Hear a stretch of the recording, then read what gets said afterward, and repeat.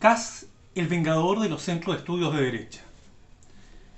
El año 2011, la izquierda ganó una batalla político-cultural contra el sentido abusivo de las instituciones, cuestionando los cimientos simbólicos y materiales de la dominante neoliberal.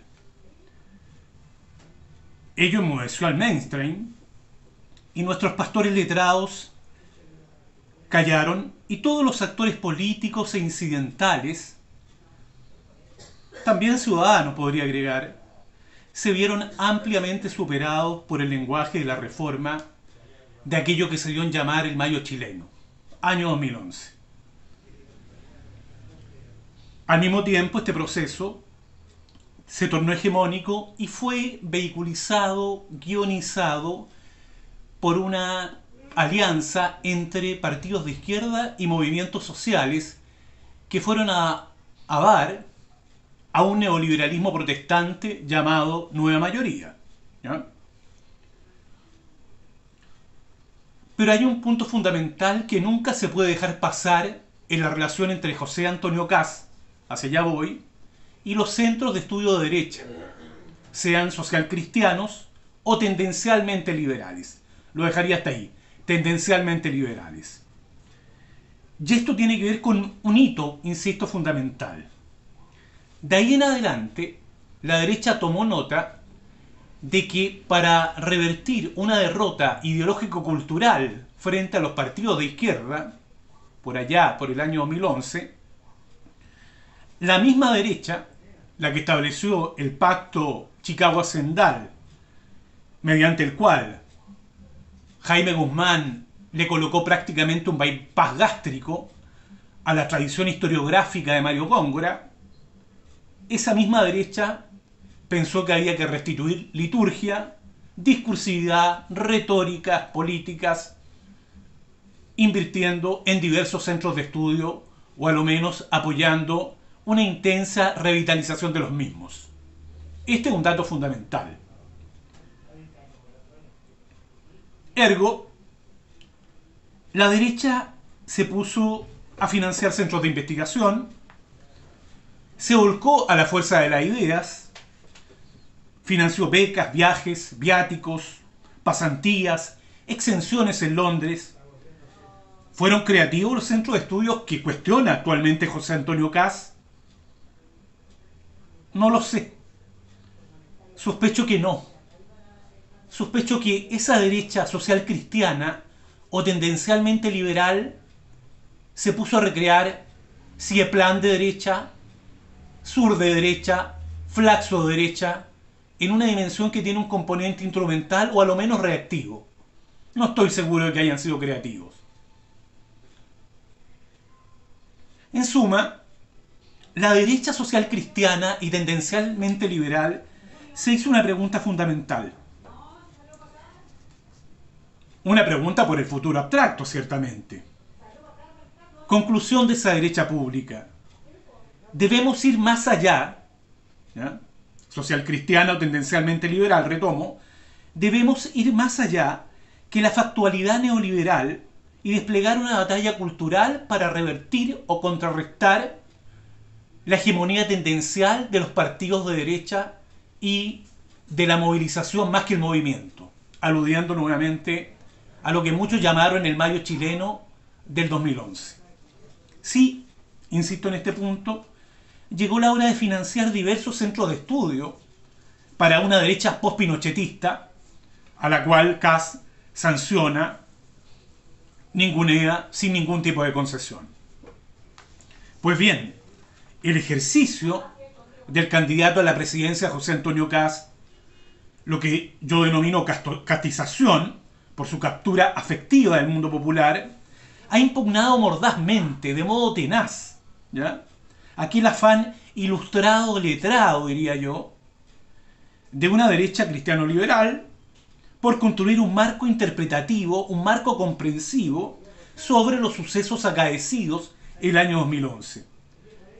Cuestión que a la postre también lo ha llevado a sus propios tintan, y de allí es verosímil la mofa de Kass, a desembocar en la última semana, ¿ya?, en una apuesta fallida en nombre del candidato Sebastián Sichel. Por lo tanto, no es del todo descabellado esta dimensión de Kass.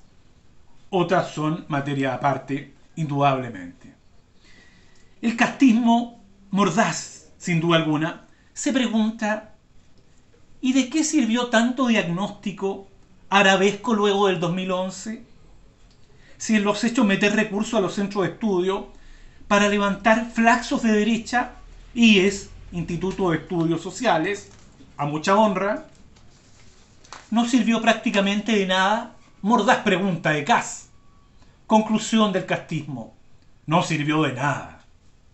En suma, un Kass ladino, un dios sádico, ha sentenciado el uso público de la razón de aquella derecha que se solazó en la institución universitaria impugnándola. Y acá vuelve Kass. ¿Por qué se pusieron kantianos? ¿En qué momento, pregunta Kass, se les ocurrió a ustedes, pseudoliberales o socialcristianos, auratizar la democracia? Esa es la mofa que esconde la castización respecto a los centros de estudio de la derecha post-pinochetista. De allí que la castización rechace esta obsesión por dotar a la derecha de un nuevo núcleo cognitivo, de una hermenéutica política. No hay que seguir financiando sofistas de derecha. Hay que desmantelar las instituciones públicas de raíz, de facto. Esa es la convocatoria que hace Kass, luego de los dos intentos fallidos: diagnóstico del 2011 y restitución de recursos y liturgia de parte de centros de estudio tendencialmente liberal o tendencialmente social cristianos. Es más, tirando un hilo desde el propio Kass, es posible aventurar que el pueril y deslenguado Axel Kaiser, quien cuelga de la familia Ibáñez, fue más eficiente que Hugo Eduardo Herrera, académico de la Universidad Diego Portales, o los propios empleados cognitivos del Centro de Estudios Públicos o actual GAM, a la hora de instaurar agendas político-mediáticas. Ciertamente no vamos a comparar a Herrera con Kaiser, pero desde un punto de vista del efectismo político, mediatizador, performativo y muchas veces grotesco, Kaiser ha tenido un eficientismo so pena de todas las distancias que se me puedan estar quedando afuera. Entonces, Kass ataca la razón ilustrada por medio del golpe político, ¿no? Misma cosa que desde otro registro hace Kaiser, desde otra perspectiva, con su libro acerca del populismo, que según Alfredo Joviñán no pasa de una comisión de pregrado. Y lo dice Joviñán, el cervel del politólogo. Puro mainstream, ¿no? Lo clave de Kass y de su castización es que su legitimidad no reside en el enunciado, sino en la enunciación como puro acto de poder vacío de legitimidad. Ese es el recado de Kass a los tintan de derecha, y también el mensaje para las izquierdas.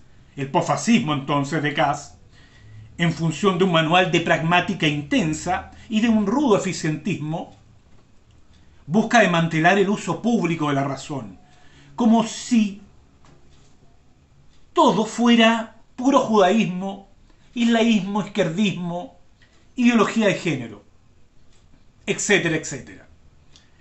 El movimiento de Kass, hay que admitirlo, es la totalización y naturalización de un campo discursivo como forma no discutible, no interrogable, no escrutable, no interpelable, doctrinaria, ciertamente. Allí donde el poder no requiere legitimidad, insisto.